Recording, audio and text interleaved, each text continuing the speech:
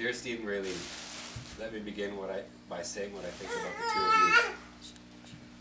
Steve, I honor you. As I was searching for names, I looked up the meaning of your names. Stephen means crown. What a perfect name for you. You are truly royalty, my brother. You are a son of the king, and over the past couple of years, God has been teaching you what it is to live up to your royal calling. You know that you are still learning, but I want to affirm that you, Stephen, are a true prince. You carry an authority with you that is tangible. I pray that you would continue to grow in your understanding of the king's heart for you as his son. Robert means bright fame. I believe this is prophetic. Over the next several years, as you come to walk in your royal calling, you're going to become a beacon of life to your world. You may never be famous yourself, but you are going to reflect the glory of God in your world, increasing his fame. People who know you and already love you are going to be transformed by the reflection of the king that they see in you. I expect to see it because God has put faith in my heart for it. Steve, I am honored to call you my friend. I am humbled to call you my brother. Raylene, there are no words to express the gratitude I feel toward the Lord for you. I have mentioned to you many times how thankful I am for the way God has used you to awake the sleeping giant that is my brother. But you also need to know that I see more in you than your impact on Steve. I looked up the meaning of your name too, Raylene.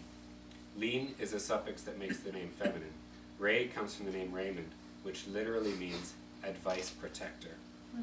Wow, does that ever nail it for you? God has given you great insight, Raylene.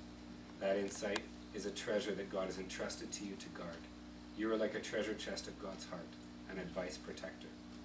But instead of just guarding that treasure, you're already figuring out that you cannot just keep the heart of God to yourself. Your world is in desperate need of the treasure you possess. And Raylene, I can see it bubbling out of you. Just look at what it has done for my brother.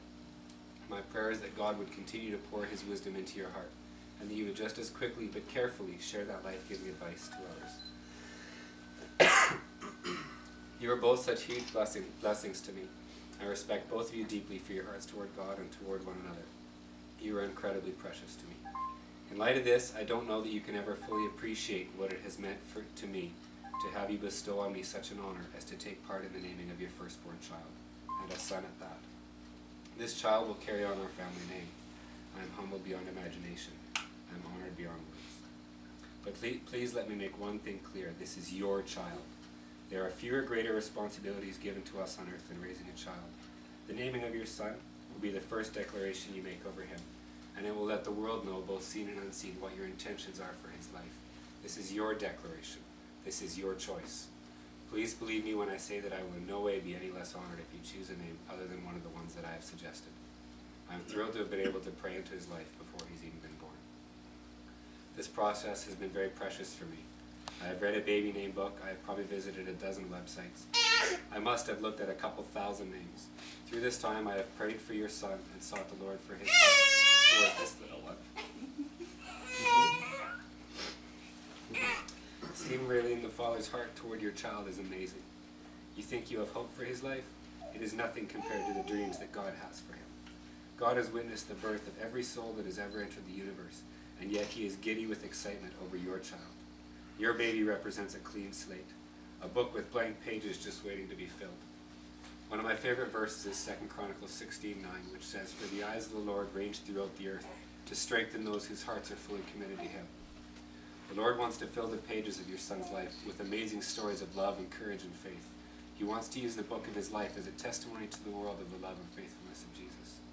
God has placed this blank page book before you and has placed a pen in your hands. And the first thing you will write is his name. Choose well. And once you have written it down, do your son a favor, the greatest favor you could ever do him.